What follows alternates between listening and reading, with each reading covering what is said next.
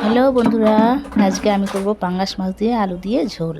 এ দেখো আলু আমি ভাপিয়ে নিয়েছি, এই যে সেদ্ধ করা আলু, টমেটো, পেঁয়াজ কুচি, ধনে জিরে বাটা, আদা রসুন বাটা আর পেঁয়াজ বাটা।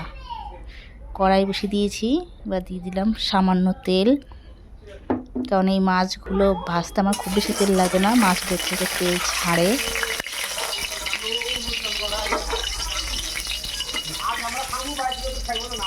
তেল আমার গরম হয়ে গেছে, এখন মাছগুলো দিয়ে দেবো।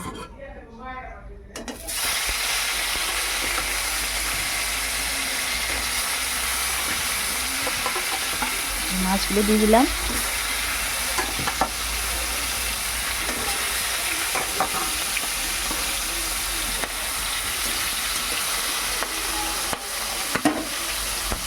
এবার মাছগুলোকে আমি একটু উল্টে দেবো। এইভাবেই মাছগুলো একটু লাল লাল করে ভেজে নিতে হবে।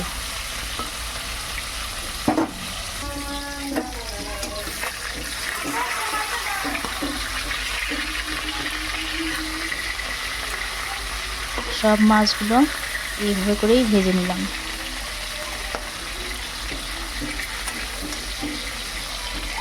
দেখো বন্ধুরা, কত তেল বেরিয়েছে মাছ ভাজার থেকে।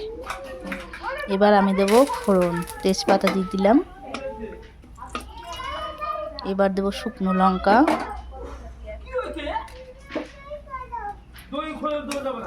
শুকনো লঙ্কাটা একটু লাল হলে দিয়ে দেবো জিরে।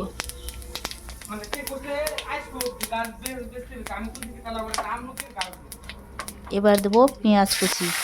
একটা পেঁয়াজের অর্ধেকটা আমি কেটে রেখেছি আর অর্ধেকটা বেটেছি। পেঁয়াজটা একটু লাল লাল করে ভাজতে হবে।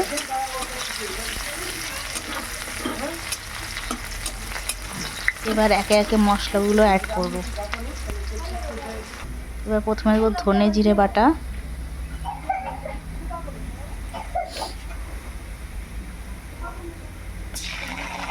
এবার দেবো আদা রসুন বাটা,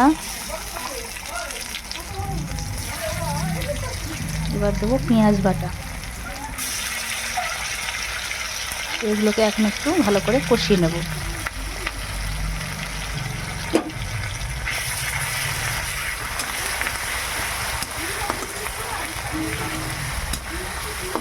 আর পেঁয়াজ বাটার মধ্যে আমি কয়েকটা লঙ্কাও বেটে নিয়েছিলাম, কাঁচা লঙ্কা, 4-5টা কাঁচা লঙ্কা বেটে নিয়েছিলাম।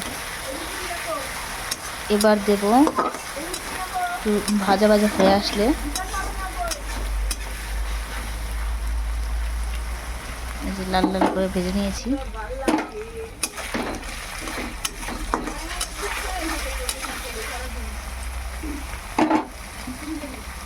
ভাজা প্রায় হয়ে এসছে। এখন দেবো লঙ্কা গুঁড়ো, যে যেমন ঝাল পছন্দ করবে সেভাবে দেবে, আমি একটু ঝালটা পছন্দ করি। এবার দেবো হলুদ গুঁড়ো, তারপর দেবো নুন, পরিমাণ মতো নুন দিয়ে দিতে হবে। এগুলোকে এবার ভালো করে মিশিয়ে নেব।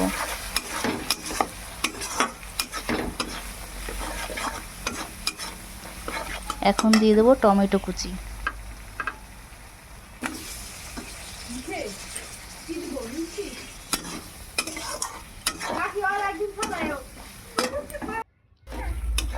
এবার পুরো মশলাটাকে ভালো করে কষিয়ে নেব। এবার দিয়ে দেবো সেদ্ধ করে রাখা আলু,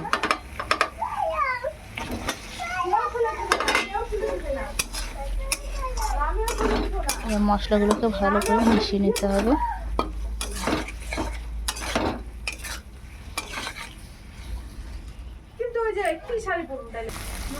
আলুগুলোকেও একটু কষিয়ে নিলাম। আবার একটু নুন দিয়ে দিলাম, মনে হচ্ছিল যে নুনটা একটু কম হবে। এবার দিয়ে দেবো ঝোলের জন্য জল,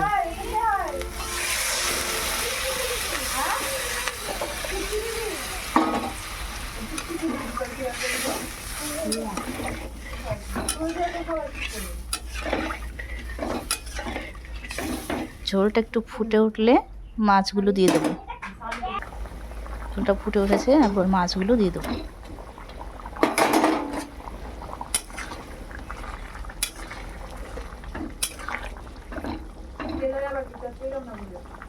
এবার ঝোলটাকে 5 থেকে 10 মিনিটের মতো একটু ফুটিয়ে নেব।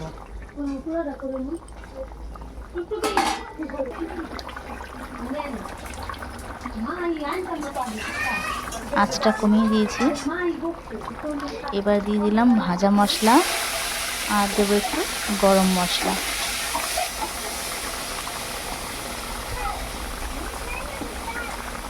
দেখো আমার ঝোলটা কিন্তু হয়ে এসছে।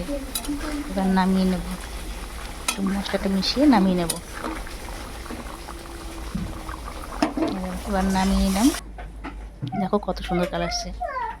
আর তোমরাও চাইলে এরকমভাবে বানাতে পারো। থ্যাংক ইউ ভিডিওটা দেখার জন্যে।